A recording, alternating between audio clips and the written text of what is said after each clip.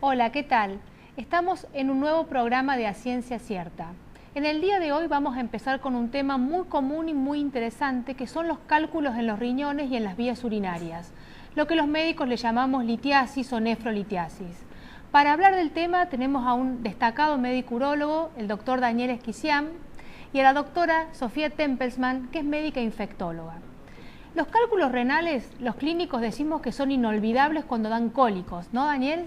¿Cómo es un cólico renal? El cólico renal para el hombre es el parto.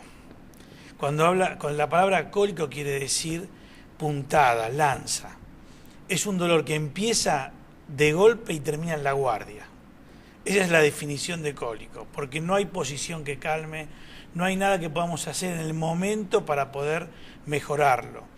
Ahora, ¿por qué se produce? Porque la orina es agua con cristales. Permanentemente estamos eliminando agua con cristales. De 1 milímetro, de 0,5, cuando concentramos la orina porque no tomamos agua, porque hacemos mucha actividad física o hay una patología de base, estos cristales se van pegoteando y forman 2, 3 o 4 milímetros de cálculos, de piedritas que empiezan a dar síntomas. Esas son las que dan síntomas. Hay un concepto que es interesante: el riñón no tiene sensibilidad. El riñón tiene arterias y venas. Lo que es hipersensible es el uréter, que es el conducto que va de los riñones a la vejiga. Y cuando esa vía es lastimada por un cálculo que baja, entonces se produce ese cólico renal, que empieza detrás, en la columna, del costado de la columna, detrás hacia adelante la zona de los genitales, imitando un poco la trayectoria del uréter. Ese dolor muchas veces se confunde con dolores de espalda, pero ya cuando el paciente dice que ese dolor de espalda lo tiene hace varios días, pensamos que ya no es cólico renal, o es un dolor que empieza después de una comida muy copiosa, tampoco pensamos que es un cólico renal. El cólico renal en enero y febrero vienen los días lunes, porque el fin de semana hacen actividad física, no se hidratan lo suficiente y eliminan esas piedritas que se van formando. Cuando una persona va a una guardia, porque el dolor realmente es muy difícil de manejar en la casa, son dolores Correcto. agitantes, le decimos, uno está muy inquieto, con mucho dolor, va a la guardia, nos dan analgésicos, nos enseñan a hidratarnos y generalmente nos suelen pedir una ecografía. Correcto. En esa ecografía no siempre se ven los cálculos, lo que se suele ver es algo indirecto del cálculo, que es una pequeña dilatación de la vía urinaria. El médico nos suele pedir una radiografía y a veces se ven los cálculos y a veces no. Cuando vos sospechás que el paciente tiene un cálculo o lo podés demostrar en la ecografía o una radiografía, ¿cómo lo estudiás a ese paciente? ¿Cuáles son los pasos a seguir? Lo primero que se hace es tratar el síntoma. Entonces hay que calmar el dolor, como vos bien dijiste, analgésicos, antiinflamatorios. En el momento del cólico no es recomendable tomar líquidos, porque vamos a estimular más al trabajo del uréter, pero después hay que hacerle un seguimiento. La ecografía es un estudio indirecto. En la radiografía, cuando no está preparada, hay muchos gases que se interponen, tampoco se puede ver. Si el dolor persiste, se puede pedir una tomografía. En el momento podemos identificar alguna lesión, pero un análisis de orina simple nos permite saber si hay vestigios de sangre en la orina, y eso es una señal de que hay algo que está cayendo. Ahora, si es un episodio aislado, en general tratamos el cálculo. Si es hasta 6 milímetros, hacemos tratamientos con antiespasmódicos, con baños de inmersión, etcétera, para que se puedan eliminar espontáneamente. De más tamaño hay que tratarlos con litotricias endoscópicas, que son procedimientos ambulatorios mínimamente invasivos, pero hay que resolverlos. Si ese cálculo se vuelve a presentar o el paciente tiene antecedentes familiares, hay que hacer un estudio de metabolismo renal. El gran mito es traer el cálculo a la consulta. Esa era la pregunta.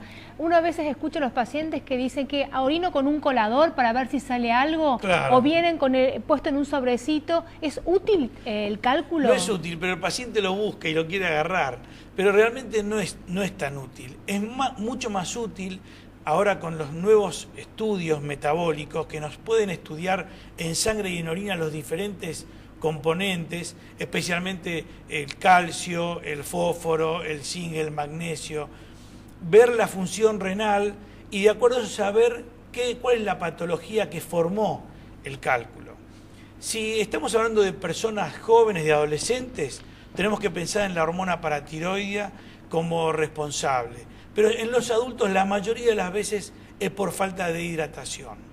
¿Las mujeres tienen un tipo de cálculo y los varones otro tipo de cálculo o pueden ser, es lo mismo el sexo? Son indistintos en el sexo, son indistintos. Pero sí hay que enfatizar en la hidratación. Mira, hacemos una cuenta muy rápida. En general es el peso del paciente por 3. Si pesa 70 kilos, tiene que tomar 2 litros 100 de líquidos. Preferimos que sea acompañando al té, al mate, al café, la mitad que sea agua, como buen hidratante. Si pesa 80 kilos, 2 litros y medio. Pero si además hace actividad física, tiene que compensar esa actividad física con más líquido para evitar que se formen cálculos. Rocío, la presencia de cálculos en la vía urinaria favorece la presencia de infecciones urinarias. ¿Cómo tratamos una infección urinaria cuando el paciente viene y nos dice tengo síntomas, tengo fiebre, tengo ardor para orinar y sé que tengo cálculos en la vía urinaria? ¿Qué hago con ese paciente para tratarlo? Bueno, en principio, a diferencia de las infecciones urinarias más comunes que son la cistitis, toda infección urinaria asociada a cálculos entra dentro de una categoría que se llama infección urinaria complicada, que requiere un tratamiento antibiótico más prolongado, que es mínimo 10 a 14 días según el caso.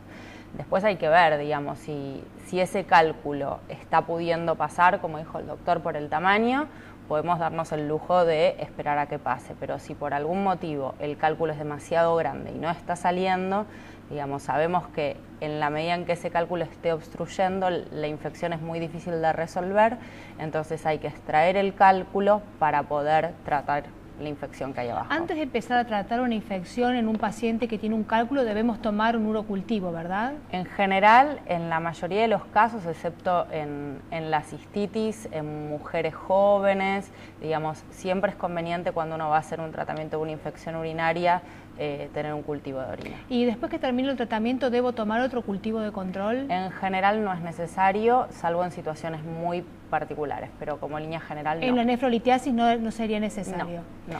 Daniel, ¿qué pasa si la persona tiene un cálculo que es más de 6 milímetros, que es el tamaño promedio por el que puede pasar por la vía urinaria, y queda alojado en algún lugar, básicamente entre la vejiga, entre el uréter y la vejiga, que suele provocar lo que le llamamos uronefrosis, o sea, dilatación del uréter? ¿Eso tiene alguna indicación médica, quirúrgica? Esa es una de las indicaciones donde nosotros activamente tenemos que trabajar. Si el cálculo está en el riñón, especialmente en el cáliz inferior, o sea, en una zona baja del riñón, ese cálculo no obstruye la vía urinaria, en general es para observarlo. Eso se produce mucho en las mujeres, por una cuestión anatómica donde los cristales se pegotean y no pueden salir. Pero si el cálculo ya pasó la vía urinaria y se queda tapando la vía urinaria, ese cálculo hay que sacarlo, porque no solamente va a provocar una obstrucción en la vía urinaria, sino que puede producir infección y hace que el riñón, porque el riñón trabaja por gravedad, no pueda vaciar la orina y de a poco va perdiendo capacidad de funcionamiento del riñón. Cuando vos contabas de que no se puede vaciar la orina, a veces la vejiga también, junto a orina, no se puede vaciar, sobre todo en los adultos mayores con hipertrofias prostáticas benignas. Exacto. ¿En qué momento es indicación de operar la próstata cuando hay mucho relleno de orina en la vejiga? Mira, ese es un tema muy específico, porque la cirugía de la próstata se hace, por ejemplo, cuando el residuo de la orina postmiccional, la vejiga trabaja en forma involuntaria y la próstata se dilata también en forma involuntaria. Cuando el residuo postmiccional es alto, probablemente fabrique cálculos de la vejiga, es decir, no descendieron del riñón, sino que son de la vejiga. Por el mismo sedimento del tiempo que queda la orina en la vejiga, arma un cálculo adentro de la vejiga. Exacto. Y no puede salir por el pene. Exacto. Si el paciente tiene cálculos en la vejiga, que en general son, cuando los estudiamos, son de 1,5 centímetros, 2 centímetros o más. Muy grandes. Muy grandes. No van a salir espontáneamente. Pero eso es indicación no solamente de resolver el cálculo, sino resolver el tapón que hace que haya orina, que es la próstata. Esas son indicaciones directas de cirugía. ¿Esos pacientes que tienen esos cálculos en vejiga tan grandes con la próstata, ¿se infectan más fácilmente? Generalmente vienen por infección. Hacen un cuadro de infección, se irrita mucho la pared de la vejiga porque está la piedra irritando la mucosa de la vejiga, orinan con más frecuencia y en el estudio sencillo de la ecografía aparece el cálculo. Qué interesante lo que hemos visto. Hay dos tipos de cálculos a líneas generales. Uno que es el cálculo de la vía urinaria que se forma desde el riñón hacia la vejiga, que dan mucho dolor, son muy molestos y se pueden infectar. Y después tenemos los cálculos de los varones adultos mayores, que la próstata es benigno el crecimiento, pero nos hace como una bolsa de orina que fabrica más cálculos, que son bastante más serios porque tienen 1,5 centímetros, 2 centímetros, pueden provocar más dolor justamente por eso y más riesgos de infecciones. Bueno, cerramos ahora este bloque con este tema de litiasis y espérennos que en un ratito venimos con otro bloque hablando de HPV.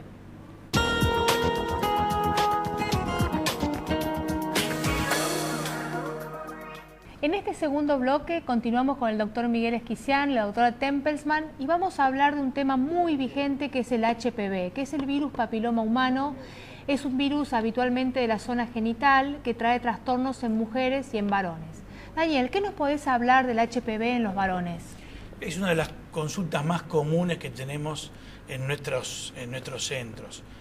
Primero vamos a decir que las verrugas se presentan en muchas partes del cuerpo. O sea, ¿el HPV se presenta como verrugas en el varón? La consulta viene porque, como la gente escucha de HPV, viene asustada porque encuentra verrugas en el cuello, en la axila, en los pies, en las zonas de fricción, de humedad, en la zona inguinal, pero nosotros efectivamente nos enfocamos a las que pueden llegar a ser transmisibles, que son en las zonas genitales.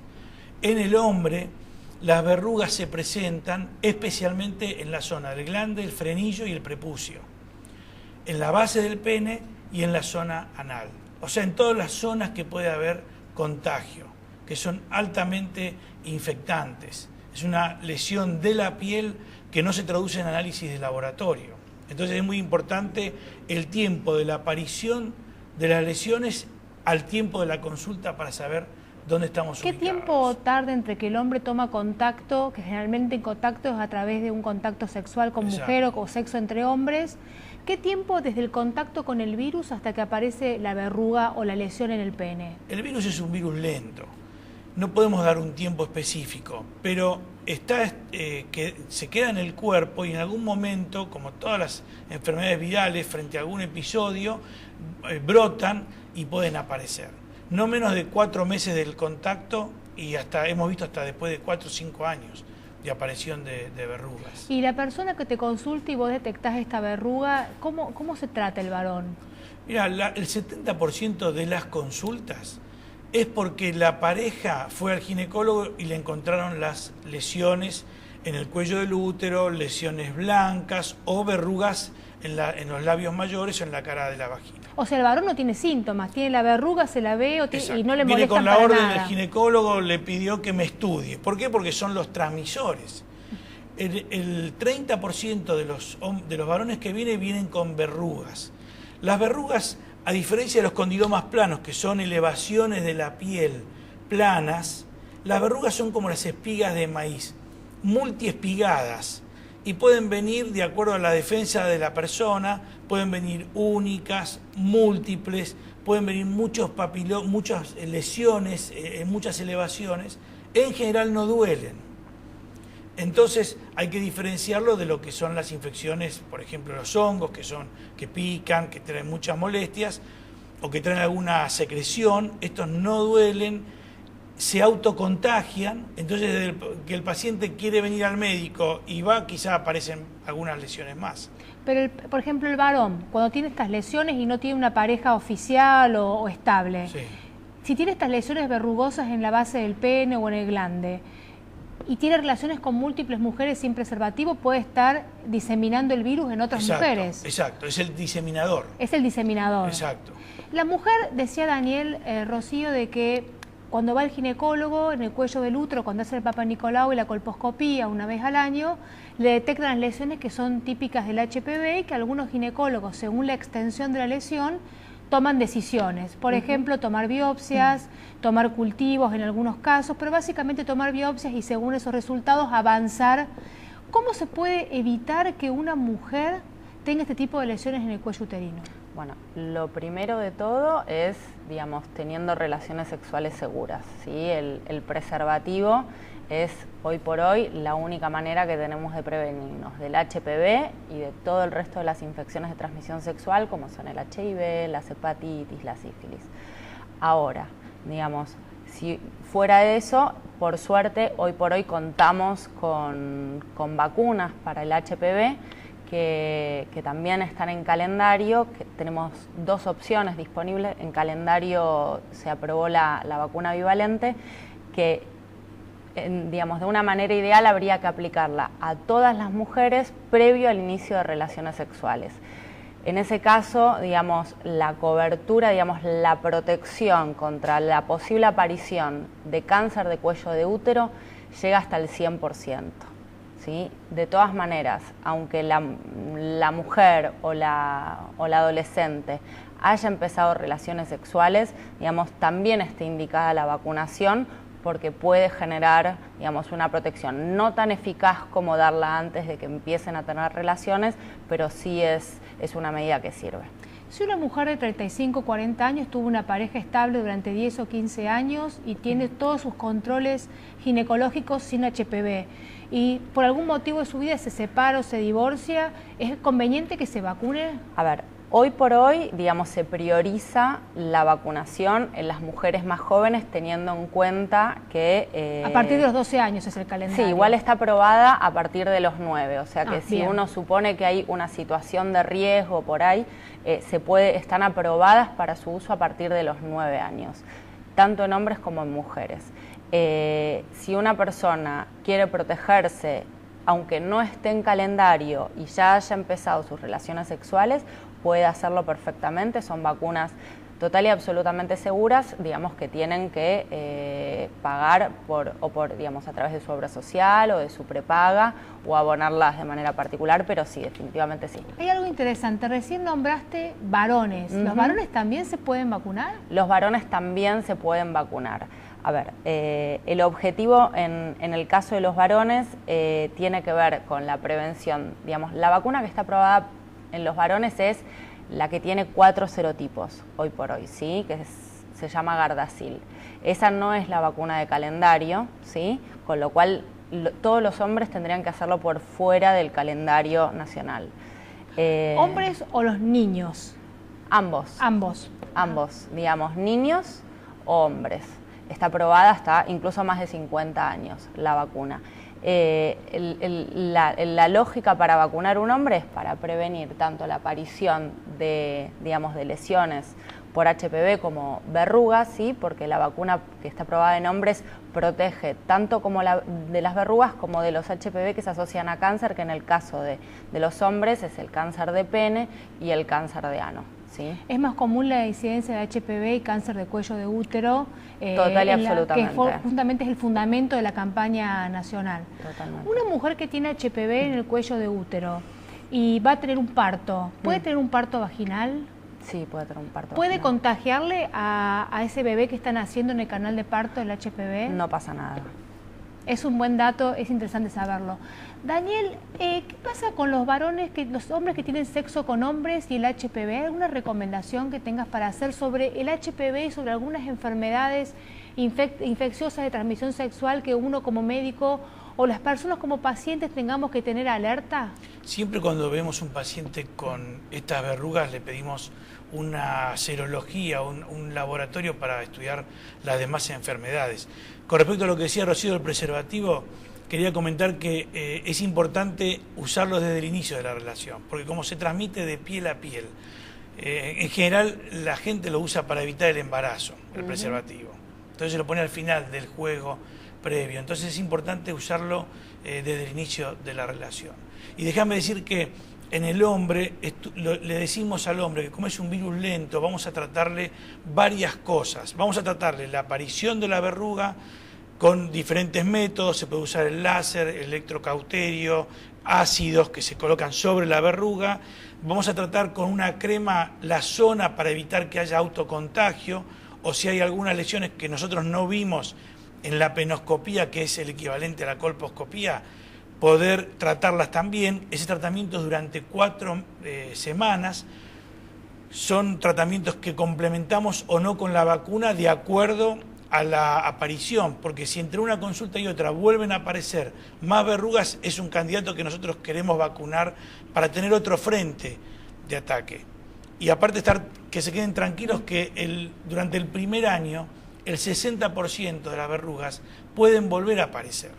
¿Eso quiere decir que se reinfectó? No, quiere decir que el tratamiento está haciendo su efecto. Estamos tratando nuevas verrugas que estaban sin aparecer en el momento de la consulta, hasta que el cuerpo mismo haga su trabajo de defender al cuerpo de las verrugas, y en general durante el primer año, 1 año y medio, vemos que ya no vuelven a salir esas verrugas. Un varón que tratás y exitosamente y se le van las verrugas, ¿puede volver a tener de nuevo verrugas? Puede volver a tener verrugas. Nosotros hacemos, como el virus es lento, le decimos que cuando no veamos más lesiones en la penoscopía, lo volvemos a ver a los 3 meses. Tiene que usar preservativo. Si la penoscopía es negativa, lo volvemos a ver a los 6 meses. Y después de esos 6 meses que no aparecieron nuevas verrugas, puede dejar de usar el preservativo si tiene pareja estable o está buscando familia. Pero en la medida que sus defensas se mantengan estables o no tenga promiscuidad en las parejas, tiene gran chance que no le vuelvan a aparecer. Pero si esa persona termina el tratamiento y no adquiere el hábito recomendado, que es el uso del preservativo desde el principio de la relación, se puede reinfectar de otras parejas que tengan HPV. Exacto, porque es un virus muy lábil, de muy fácil transmisión de piel a piel. No es que está infectado con un virus rebelde, sino que se está reinfectando porque no adquiere las conductas adecuadas, ¿verdad? Exacto, y no reconoce ningún estrato social. Los vemos en todos los estratos. Pacientes que tienen la zona seca tienen menos chance que el virus se desarrolle. Casi te diría que los pacientes circuncidados tienen muy bajas chances de tener una aparición o una reincidencia del virus, y a los pacientes que no están circuncidados, además de tratar el virus, les recomendamos mantener la zona seca, si quieren con algún hábito con talco o teniendo la piel para atrás, para evitar que la humedad haga de campo propicio para que los gérmenes crezcan. ¿En una persona con HPV se le debe pedir un test de VIH o de HIV y un test de sífilis? ¿Parece recomendado? A ver, hoy por hoy, en principio, desde mi opinión, el HIV debiera ser parte de cualquier chequeo de rutina, de cualquier persona, de cualquier edad. Esa es la primera barrera que tenemos los médicos en general y la población que sortear. No pensar que uno tiene que estar enfermo de algo para pensar en HIV, pero sí, digamos, es un símbolo de que uno no se cuidó todo lo bien que, digamos, a los médicos nos hubiera gustado, entonces sí, aprovechamos la oportunidad para testear todo. Bueno, aprendimos acá que el HPV es un virus, que tenemos mujeres y varones, que lo podemos controlar, que lo podemos tratar, que podemos evitar reinfectarnos si hacemos las relaciones sexuales con preservativo desde el principio, que si tenemos hijos, mujeres o varones pueden vacunarse y evitar el contagio del HPV, que si tenemos el HPV y somos mujeres podemos acudir y controlar y cuidar y evitar el cáncer de cuello de útero, y si somos varones y somos prudentes podemos corregir todas las verrugas y no infectarnos más. Bueno, los esperamos en un nuevo programa de A Ciencia Cierta. Hasta luego.